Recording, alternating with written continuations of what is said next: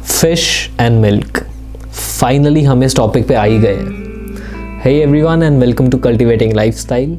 तो आज जो टॉपिक हम डिस्कस करने वाले हैं वो है कि क्या हमें फ़िश एंड मिल्क को साथ में कंज्यूम करना चाहिए या नहीं।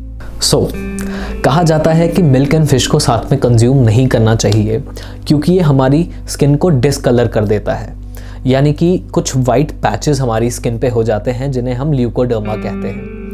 अब ये जो मिथ है ये जनरेशन से चली आ रही है और हम पे पास ऑन कर दी गई है।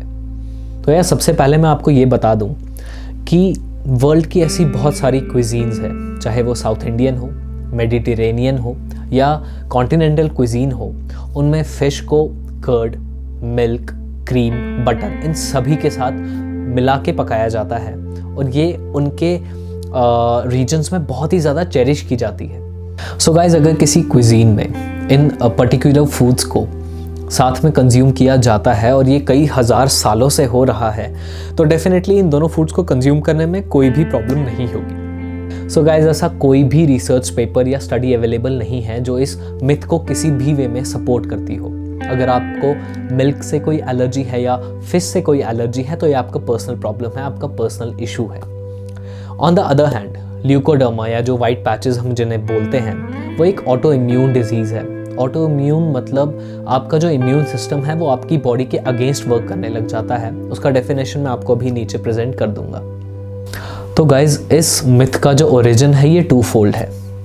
पहला, कुछ ज्यूइश ट्रेडिशंस में और लॉज में ऐसा माना जाता था कि किसी भी दो तरह के एनिमल प्रोडक्ट्स को, नेमली फिश एंड मीट को साथ में कंज्यूम नहीं किया जाना चाहिए।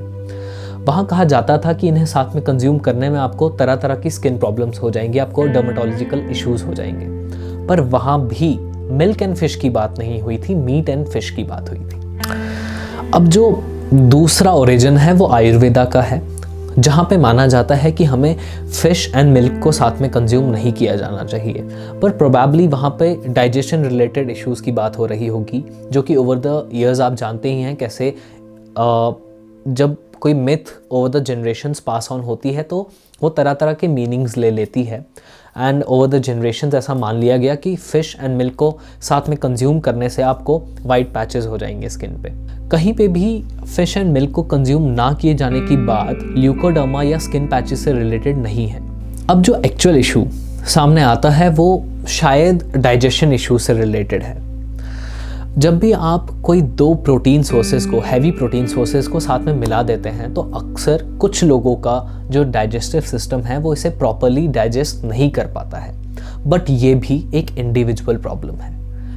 अगर मैं अपना एग्जांपल लूँ तो मैं कोई भी हैवी प्रोटीन सोर्सेज को बहुत ही इजीली डाइजेस्ट कर लेता हूँ, पर मेरे ही कुछ फ्रेंड्स हैं, कुछ फैमिली मेम्बर्स हैं जिन्हें अगर बहुत ही हैवी प्रोटीन सोर्सेज दे दिए जाएं तो वो उसे बहुत ज़्यादा अच्छे से डाइजेस्ट नहीं कर पाते हैं। लेकिन गाइस, इस बात को समझिए कि इसमें मिल्क और फिश की गलती नहीं है, ये आपका पर्सनल इशू है। आपका डाइजेस्टिव सिस्टम इतना कैपेबल नहीं है कि वो इन्हें साथ में पचा सके।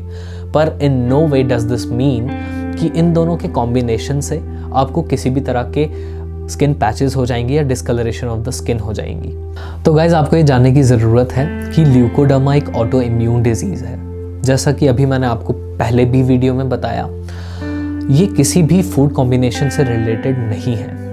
इनफैक्ट जो वेजिटेरियंस एंड वीगन्स होते हैं उनमें भी ल्यूकोडर्मा की प्रॉब्लम आ जाती है। अब वो लोग तो फिश कंज्यूम नहीं करते, राइट?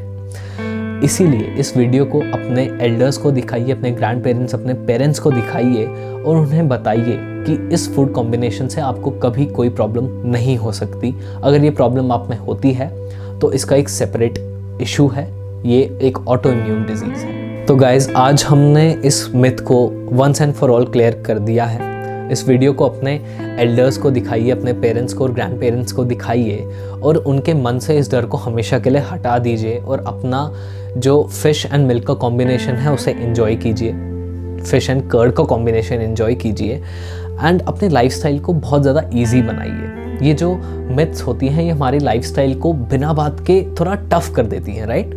सो इन चीज़ों को क्लियर करना बहुत ज़्यादा ज़रूरी हो गया है over the course of time. And मैं कोशिश करता रहूँगा कि इन मिथ्स को हमेशा आपके सामने इसी तरह क्लियर करता रहूँ।